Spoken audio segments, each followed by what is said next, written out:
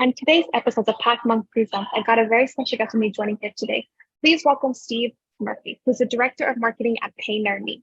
So for all of you who don't know, PayNearMe is the industry's only platform that facilitates cash, debit, credit, AHC, and the mobile-first payments, which we're including Apple Pay, Google Pay for thousands of business and government agencies nationwide. Steve, thank you so much for joining us today. It's an honor to have you on the show. Thank you, Maria. Thank you for having me as well. Yeah, absolutely. It's an honor. So for all of our listeners out there, tell us what is PayNearMe all about, and for your clients, and, what is the problem that you ultimately solve for your clients? Sure. So you gave the official elevator pitch. I'll give the simpler version. Cool. We essentially go in, we modernize and simplify payments in industries where the current experience kind of stinks, right? So take, for example, paying your car bill or paying a medical bill, right? Or any of your other popular bills.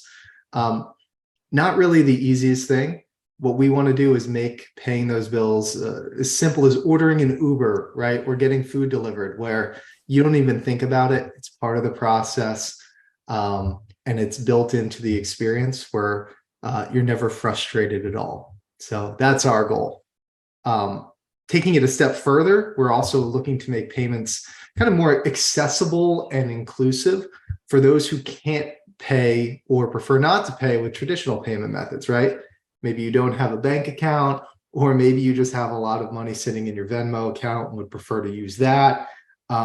We want to make all those different payment types viable for all different kinds of customers. That's awesome. I love how you more simpler, so that way our audience knows pretty much what you guys ultimately do overall. So I think that's great. Now, in terms of your clients, how do your clients find you? What is your top client acquisition channel? Is it mainly digital marketing? Is it more inbound? Is it more SEO content, or is it a mix of everything right now? I mean, we try to employ any channel that will work for us, and we're always experimenting and bringing new things in.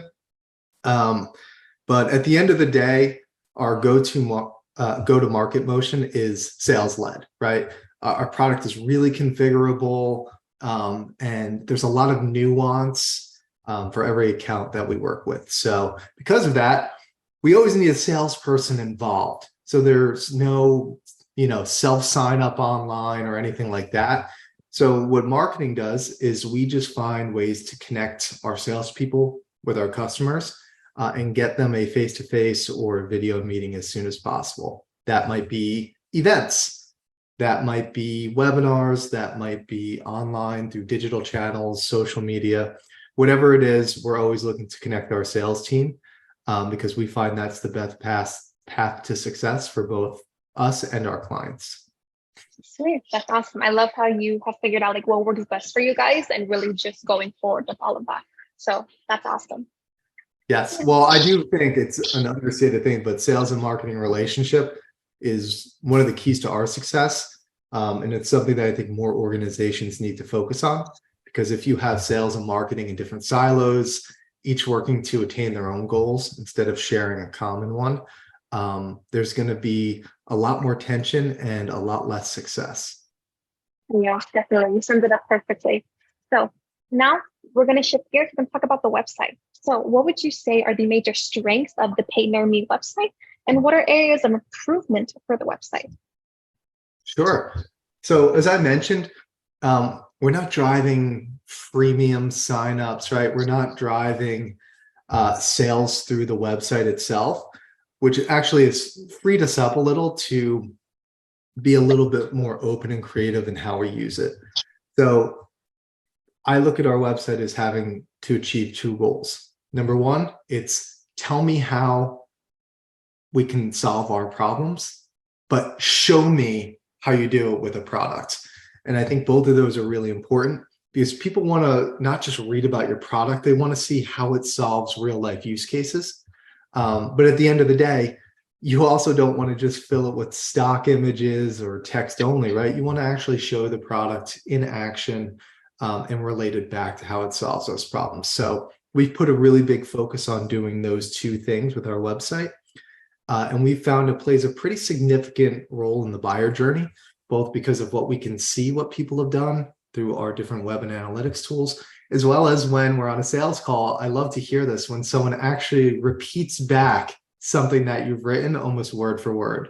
So you know they didn't come up with it on their own, but instead they found it on one of the pages of your site.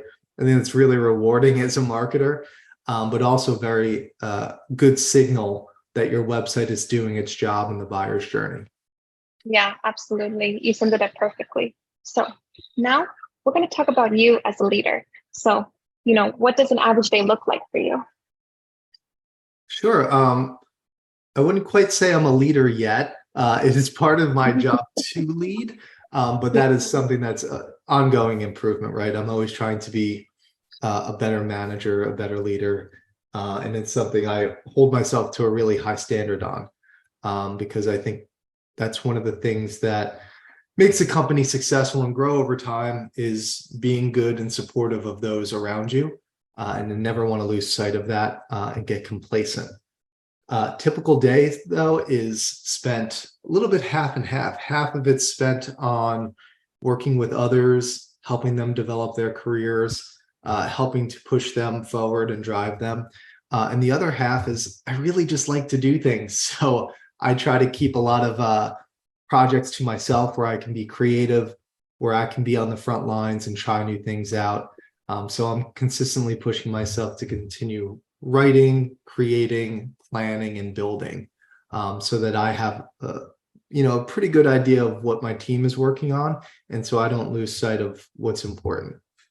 Yeah, that's awesome. And I really love how, you're always looking for avenues and ways to grow as a leader, where you can be able to, not only grow yourself, but like to also champion your team and say like, hey, like, how can I help you? How can we work this together so we can accomplish, our goals or OKRs, whatever that may be. So I think that's wonderful. Yeah, definitely. So we're coming close to the end of our interview now, and I'm going to send you some rapid fire questions. Are you ready? Sure. Cool. If there were no boundaries in technology, what would be the one thing you would want to have fixed in your role as a marketer today? Without any boundaries, perfect attribution. I want to see exactly what everything we're doing connects back to a sale. Definitely. That would be the best tool ever, honestly. It really will. Now, if you could snap your fingers and have one task done for you every single day, which task would that be? Going through my inbox every morning, because it's about 200 emails from sales and spam and other things, and about 10 meaningful ones. But you have to go through each one to make sure you don't miss the meaningful ones. So yeah, definitely. And then my next question is, what is the one piece of advice that you would give yourself going all the way to the beginning of your career? Oh, that's a great question. I can't believe you hit that in the rapid fires. If I had to give my younger self one piece of advice, it would be to always take feedback as something that you should consider, right? Even if in the moment that feedback hurts, or if you don't think it's true, or you think the person's biased, at the end of the day, all people have feedback that comes from somewhere. So perhaps I think I'm doing something the correct way, or that I really nailed this project. If even one person doesn't like it, even if I don't agree with their opinion, the feedback is still critical, because there could be many others that feel the same way and don't want to share it.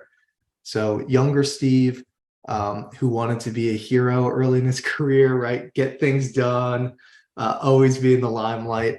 I would remind him how important that is and how helpful that is in continuing to develop, and then also helping to develop self-awareness of what potential gaps and pitfalls are. Great. That's really good. And I think that's one thing that all of our marketers can take with them today is, be accepting of the feedback that you get, because it's only given to help you grow more in your career and to be a better marketer overall. So agree with you completely. Now, we're at the end of our interview today, and I want to thank you so much for joining us on Pathmark Presents. But I also want to give you the last word. If someone were to forget about everything we've talked about today in this interview, what is one thing you want them to remember about PayNearMe? Don't settle for terrible payment experiences because better options are available. All right, perfect. No, I agree with you. Don't settle for those horrible payment experiences. All right, for all the listeners out there, thank you so much for joining us. Check us out next week on Pathmonk Presents.